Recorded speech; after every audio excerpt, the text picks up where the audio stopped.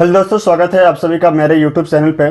Central university से non teaching और इसके साथ साथ अदर एकेडमिक पोस्ट पे परमानेंट वैकेंसी आई हुई है। ये सभी के सभी जो वैकेंसी है वो आपका direct recruitment on deputation basis और कॉन्ट्रैक्ट बेसिस पे जो है आपका यहाँ पर कैंडिडेट को रिक्रूट किया जा रहा है। तो चलिए वीडियो को स्टार्ट करते हैं और देखते हैं कि कौन कौन से पोस्ट पे वैकेंसी आई है, age limitation, term and condition, qualification और इसके साथ साथ ये जो रिक्रूटमेंट नोटिस है आपका कौन से सेंट्रल यूनिवर्सिटी से आया हुआ है, इन सभी चीजों को हम लोग इस वीडियो में कवर करते हैं। ये आपका रिक्रूटमेंट नोटिस है। सबसे पहले जो हम लोग पोस्ट को देख लेते हैं कि कौन कौन से पोस्ट है, नंबर ऑफ वैकेंसी और कैटेगरी को देख लेते हैं और इसके साथ साथ जो आपका पे मैट्रिक्स यहाँ पर मेंशन किया गया है, इनको सबसे पहले जो हम लोग कवर कर लेते हैं। तो जो सबसे पहला पोस्ट है वो है आपका इंटरनल ऑडिट ऑफिसर के लिए और ये जो पोस्ट है वो आपका ऑन डिप्यूटेशन बेसिस पे यहाँ पर कैंडिडेट को रिक्रूट किया जा रहा है। नंबर ऑफ पोस्ट की अगर हम बात करें तो 1 पोस्ट की वैकेंसी आया हुआ है आपका अनरिजर्व कैटेगरी में।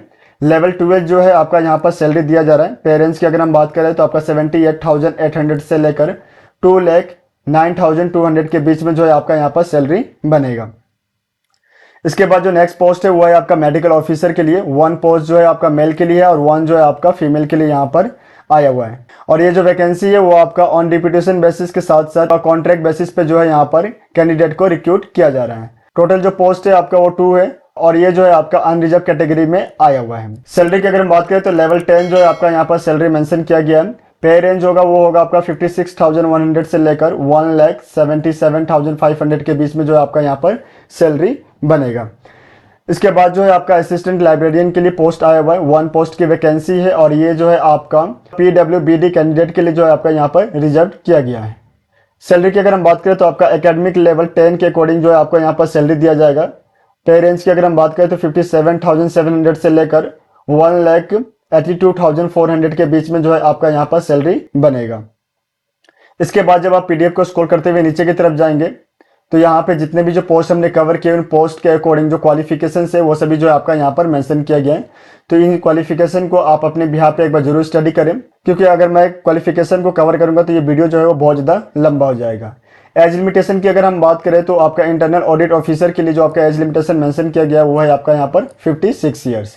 इसके बाद जो है आपका मेडिकल ऑफिसर के लिए जो आपका एज लिमिटेशन मेंशन किया गया है वो भी जो है आपका 56 ईयर्स यहाँ पर रखा गया है। इसके बाद जो थर्ड आपका पोस्ट है वो है आपका असिस्टेंट लाइब्रेरियन के लिए और यहाँ पे जो असिस्टेंट लाइब्रेरियन के लिए जो एज लिमिटेशन आपका रखा गया है वो है आपका 40 ईयर्स। इसके बाद जो है हम लोग देख लेते हैं कि ये जो रिक्रूटमेंट नोटिस है वो कहाँ से आया हुआ है। तो ये जो रिक्रूटमेंट नोटिस है वो आपका आया हुआ है सेंट्रल यूनिवर्सिटी ऑफ झारखंड से।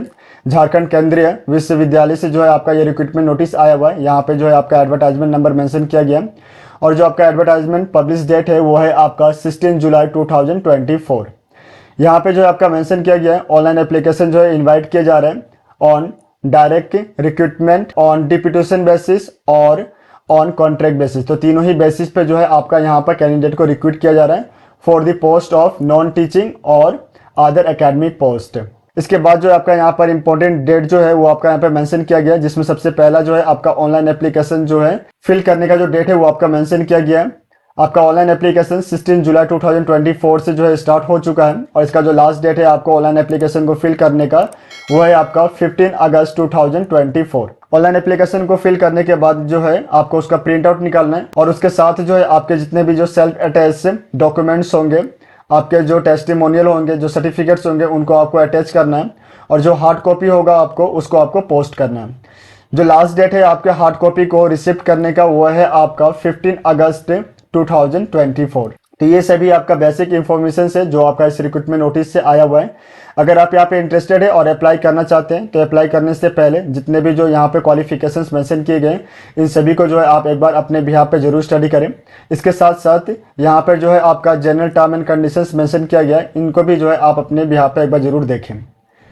जब आप इस रिक्रूटमेंट नोटिस को स्क्रॉल करके नीचे की तरफ जाएंगे तो जो आपका एप्लीकेशन फ़ी है उसको जो है आपका यहाँ पर मेंशन किया गया है, जिसमें अगर आप जनरल OBC या EWS कैंडिडेट हैं तो आपको जो है 1,000 rupees as a application fee submit करना है।